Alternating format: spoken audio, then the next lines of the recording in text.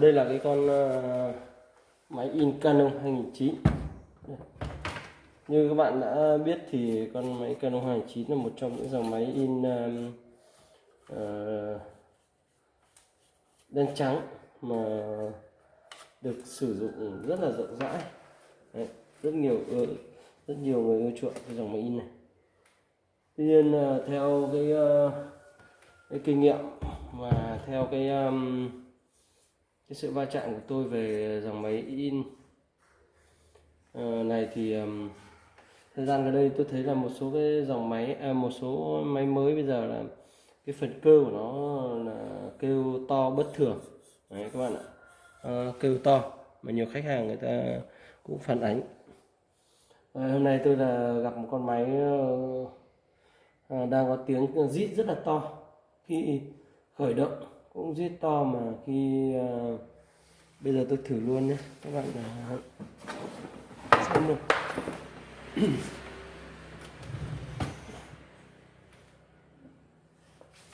Khi khởi động rít rất to, với lại khi mà chúng ta in thì cái tiếng động nó càng to hơn nữa, rất là khó chịu.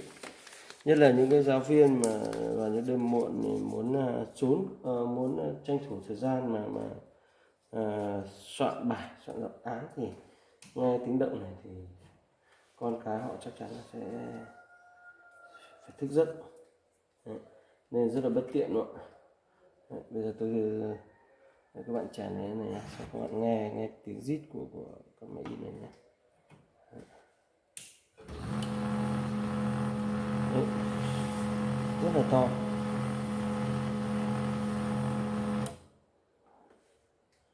Sau đây để xem để chữa được để xem được cái bệnh này thì đầu tiên là tôi các bạn tháo này ra nhé. Các bạn kiểm tra cái bánh có cái cao su, bánh cao su ở dưới này, xem chúng ta vệ sinh lại. Sau một cái lỗi nữa liên quan đến cái nỗi kêu có tiếng động to này là liên quan đến cả cái liên quan đến cái cục sấy nhé. Lát nữa các bạn thấy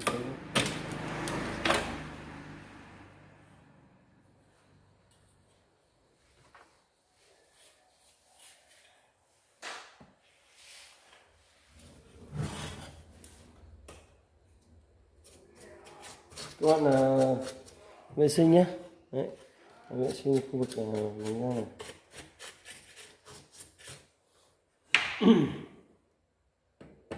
Còn tháo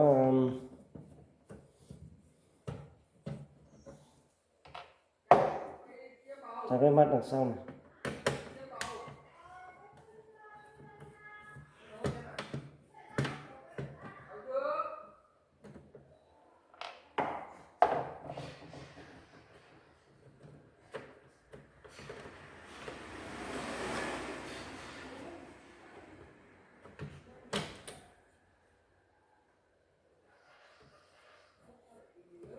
Cơ bản những cái cao su này thì không ảnh hưởng gì đấy. Đây, chúng ta vệ sinh qua nhé. Chúng ta dùng cái chổi quét qua.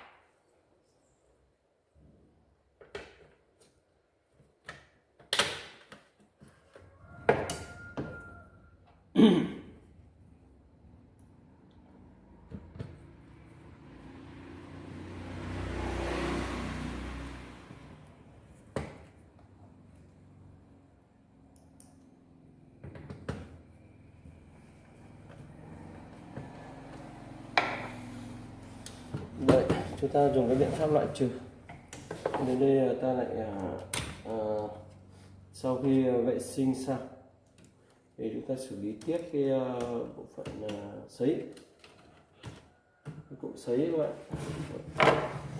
Tháo cụm sấy ra.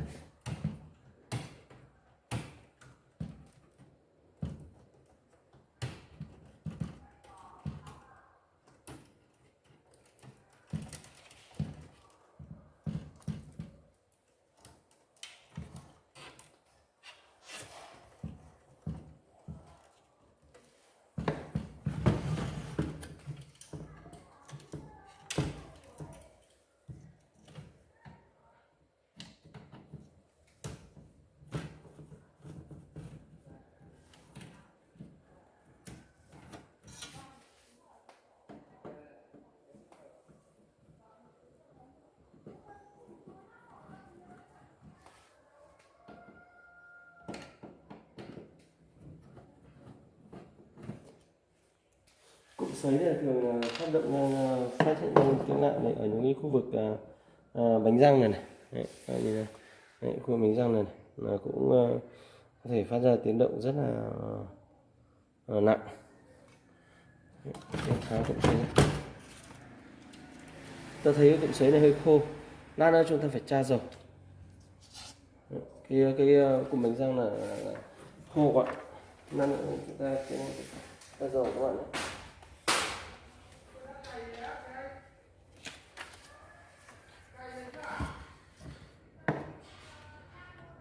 Tôi kiểm tra xem sấy với độ ép cái độ tiếp xúc của nó có khô không.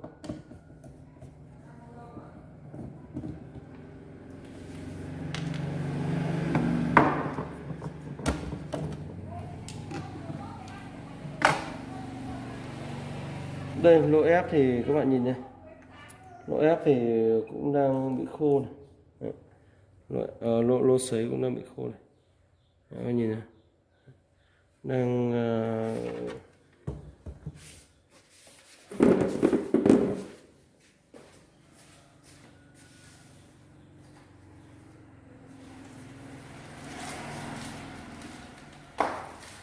các bạn lau qua đi nhé. Sấy đang bị khô, rất là khô luôn.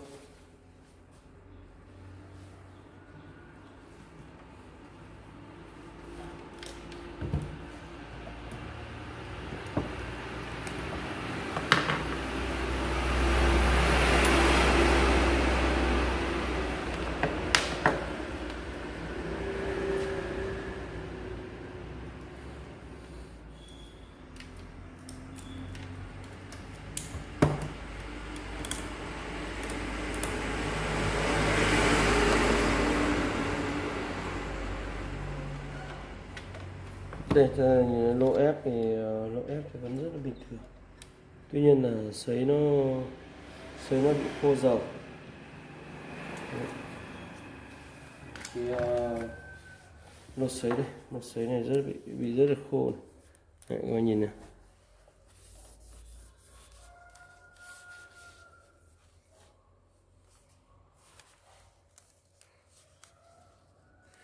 Đấy, bây giờ chúng ta sẽ tra thêm dầu. Đấy, tra thêm dầu thứ nhất là vào cái hệ thống bánh răng này. Các bạn tra thêm mỡ nhé, không phải dầu. Đấy, các bạn tra thêm mỡ vào hệ thống bánh răng này. Đấy. Sau cả chúng ta tra thêm mỡ tản nhiệt này vào cái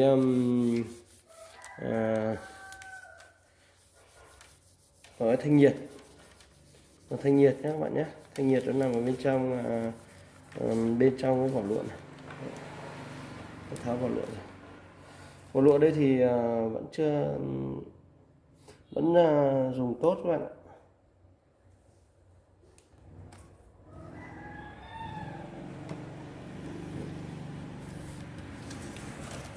Đây rất là khô, rất là khô luôn.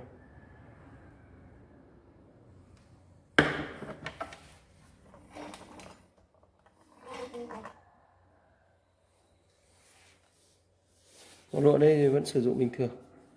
Đấy, lụa thì không ảnh hưởng gì cả. Đấy, bây giờ ta chỉ có cách là ta bôi cái mỡ. Trước khi bôi thì ta vệ sinh nhé, lau sạch cái keo cũ đi. Đấy, ta dùng cái mỡ lớp keo tản nhiệt khác mới để bôi vào. Thì sau khi chúng ta xử lý những cái vị trí như trên thì tôi đảm bảo các bạn là cái máy in của chúng ta sẽ sử dụng một cách trơn tru và đạt được cái hiệu suất cao nhất. Đây tôi có lọ mỡ để bôi cái keo, lọ mỡ để bôi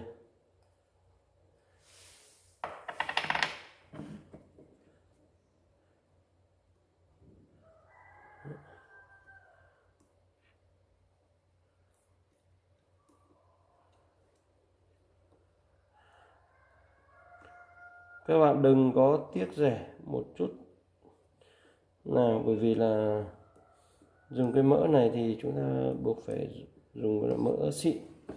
Các bạn mua như anh em kỹ thuật là mua một cái lọ như thế này, tôi dùng rất là lâu rồi. Một cái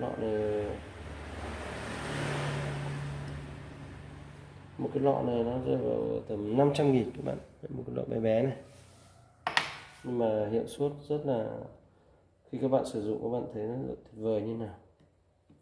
Đấy, mỗi lần bôi như này thay vỏ lụa thì trừ trường hợp vỏ lụa rách thôi, chứ còn để mà nó nóng thế này kêu, hoặc là để nó kêu phát ra tiếng kêu to thì hầu như không có các bạn nhé. Trừ khi chúng ta sử dụng 5 năm 6 năm thì đến cái thời điểm đấy thì nó hỏng, nó hết thì cũng không thể trách được đúng không? Bởi cái thời gian sử dụng nó rất là lâu rồi.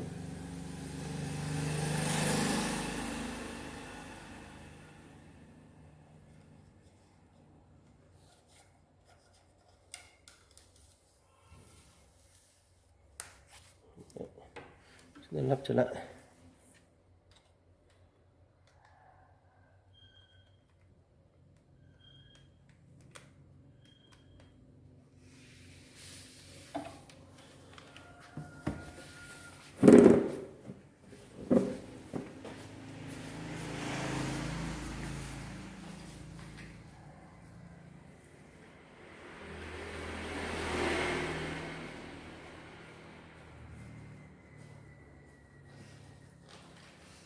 Còn cái hệ thống đánh răng thì chúng ta bơm thêm đấy nhé, các bạn bơm thêm cái keo tản nhiệt này vào thì cũng sẽ đảm bảo được. Hệ thống đánh răng, cho hệ thống đánh răng nó trơn tru này, các bạn bôi cái lớp bơm cái keo tản nhiệt vào nhé.